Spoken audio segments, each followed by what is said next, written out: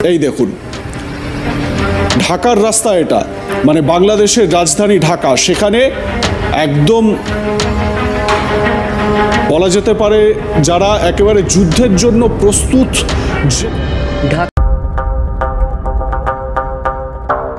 বাংলাদেশে গোপনে কার্যক্রম পরিচালনা করছে পাকিস্তান সেনাবাহিনী এবং গোয়েন্দা সংস্থা আইএসআই। বিষয়টি একটি সাক্ষাৎকারে নিশ্চিত করেছেন ভারতের সেনাপ্রধান জেনারেল উপেন্দ্র দ্বিবেদী। পাশাপাশি প্রয়োজন হলে বাংলাদেশের বিরুদ্ধে যুদ্ধের ইঙ্গিত দিয়েছেন ভারতীয় সেনাপ্রধানের।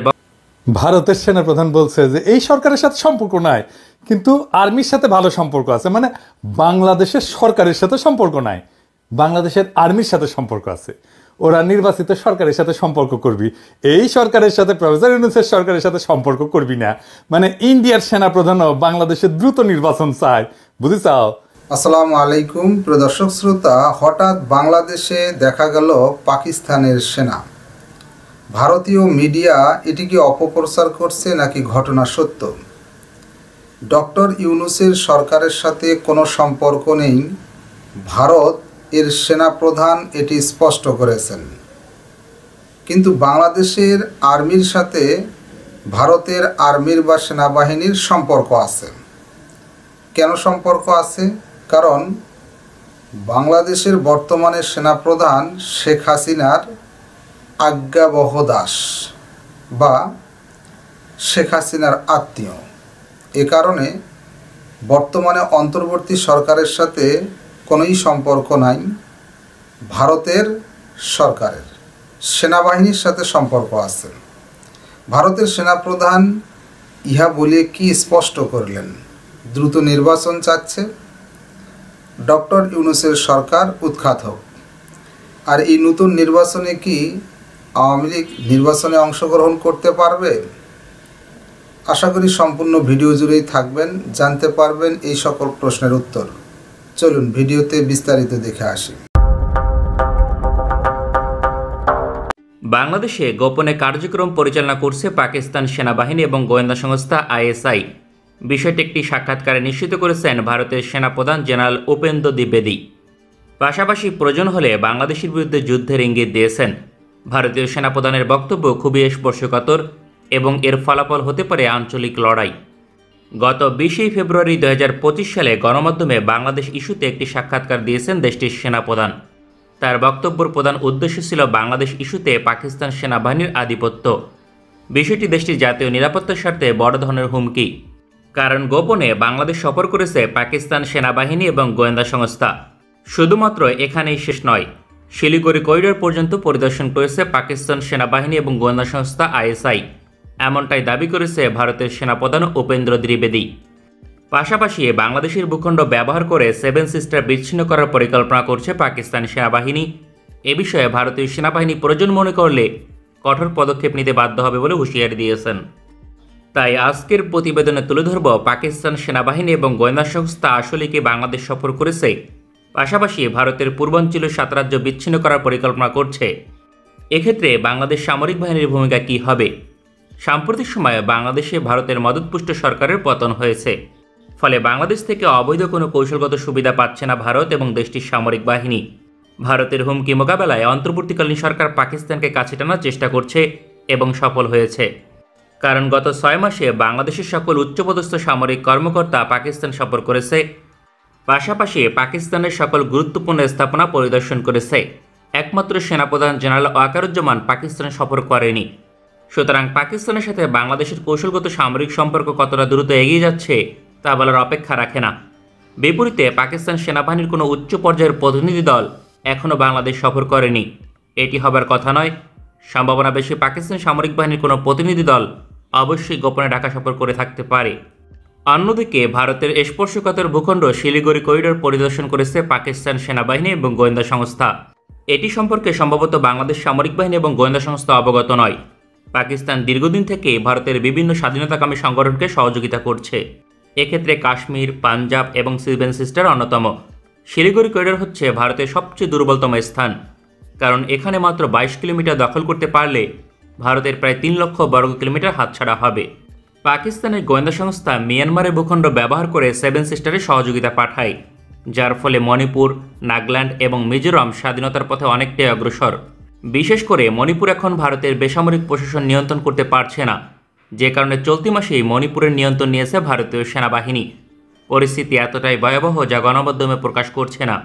তবে 7 সিস্টারের অন্য রাজ্যগুলো যেমন ত্রিপুরা, আসাম এবং মেঘালয় সহযোগিতা করা সম্ভব হচ্ছে না, কারণ এই সকল রাজ্যের সাথে মিয়ানমারের কোনো সীমান্ত নেই, বিপরীতে বাংলাদেশের সীমান্ত রয়েছে, যে কারণে বাংলাদেশের ভূখণ্ড ব্যবহারের চেষ্টা করতে পারে পাকিস্তানের গোয়েন্দা সংস্থা ISI এবং দেশটির সেনাবাহিনী। বাংলাদেশ এক্ষেত্রে গোয়েন্দা সংস্থার মাধ্যমে তাকে সাপোর্ট দেবে কিনা তা বলা কঠিন।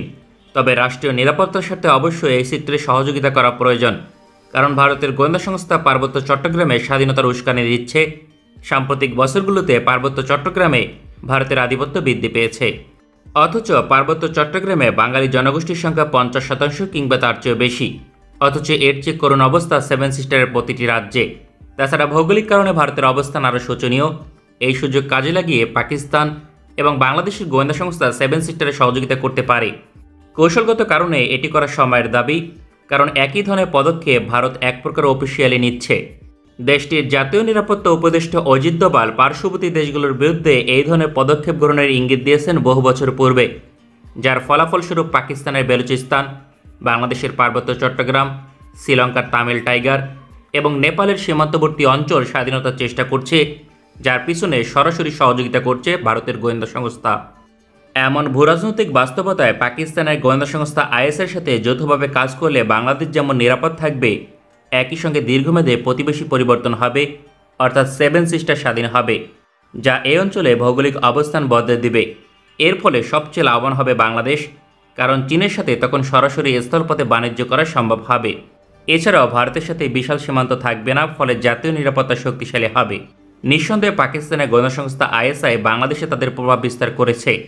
এটি কৌশলগতভাবে দমন করার পরিবর্তে শক্তিশালী হতে দেওয়া উচিত, কারণ ভারতের মদতপুষ্ট সরকার পরিপূর্ণভাবে বাংলাদেশকে বিক্রি করতে পারেনি, যার একমাত্র কারণ ছিল চীনের অর্থনৈতিক আধিপত্য। বাংলাদেশের সবচেয়ে বড় বাণিজ্যিক অংশীদার চীন, যে কারণে বাংলাদেশ ইস্যুতে ন্যাচারাল ব্যালেন্স হয়েছে ভারত এবং চীনের মাঝে। একইভাবে পাকিস্তানের গোয়েন্দা সংস্থা ISI বাংলাদেশে আধিপত্য বিস্তার করলে তা ভারতের বিরুদ্ধে যাবে, তা বাংলাদেশকেই শক্তিশালী করবে, কারণ পাকিস্তানের পক্ষে বাংলাদেশকে নিয়ন্ত্রণ করা সম্ভব নয়। বাংলাদেশের সাথে পাকিস্তানের কোনো সীমান্ত নেই, প্রায় 5000 কিলোমিটার দূরে পাকিস্তানের অবস্থান। এছাড়াও পাকিস্তানের অর্থনীতি বাংলাদেশের চেয়ে ছোট, জনসংখ্যার দিক থেকেও পাকিস্তান বাংলাদেশের চেয়ে খুব বেশি বড় নয়। সুতরাং এমন একটি দেশ কোনোভাবেই বাংলাদেশকে নিয়ন্ত্রণ করতে পারবে না। এমন বাস্তবতায় পাকিস্তানের সাথে যৌথভাবে কাজ করলে কোনো ক্ষতি নেই, বরং ভারতের বিরুদ্ধে তা অবধারিত, কারণ ভারতের সেনাপ্রধান প্রয়োজন হলে যুদ্ধের হুমকি দিয়েছেন। তবে ভারতের সেনাপ্রধান একই সঙ্গে জানিয়েছেন তাদের সাথে বাংলাদেশ সেনাবাহিনীর সম্পর্ক ঘনিষ্ঠ থাকলেও সরকারের সাথে সম্পর্ক ঘনিষ্ঠ নয়। তারা বাংলাদেশে নতুন সরকারের অপেক্ষায় রয়েছেন। আমাদের ভিডিওটি পছন্দ হলে আমাদের সমর্থন করতে সঙ্গে থাকুন। ভালো থাকবেন সবাই, দেখা হবে পরবর্তী কোনো ভিডিওতে। এই দেখুন, ঢাকার রাস্তা এটা, মানে বাংলাদেশের রাজধানী ঢাকা, সেখানে একদম বলা যেতে পারে যারা একেবারে যুদ্ধের জন্য প্রস্তুত।